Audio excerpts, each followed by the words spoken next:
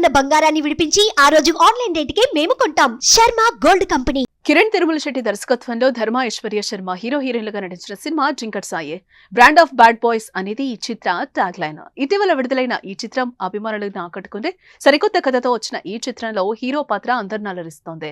Animal Arjun Reddy range లో ఈ hero పాత్రను తీర్చిదిద్దారు.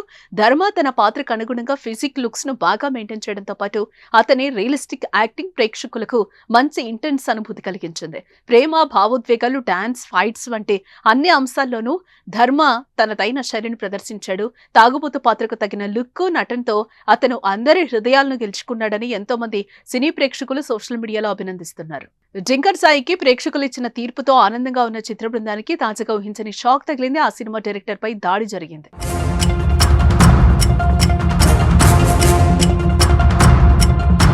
ఈ సినిమా సక్సెస్ ను చూసేందుకు మూవీ టీం గుంటూరులోని శివ థియేటర్ కు వెళ్లారు.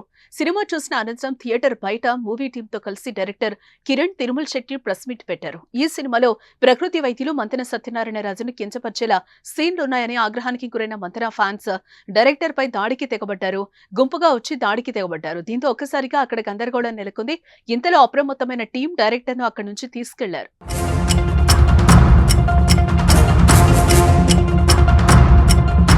ఈ దాడిని చిత్ర బృందం ఖండించింది. సినిమాను సినిమాలాగా చూడాలి, కానీ పబ్లిక్ గా వచ్చి డైరెక్టర్ పై దాడి చేయడం కరెక్ట్ కాదని ఆగ్రహం వ్యక్తం చేస్తుంది. అటు మంతెన అభిమానులు కూడా తగ్గేదేలే అంటున్నారు. మంతెన సత్యనారాయణను అవమానపరిచేలా ఉన్న సీన్లను వెంటనే తొలగించాలని మంతెన ఫ్యాన్స్ డిమాండ్ చేస్తున్నారు. ప్రస్తుతం ఈ దాడికి సంబంధించిన వీడియో నెట్టింట వైరల్ గా మారింది.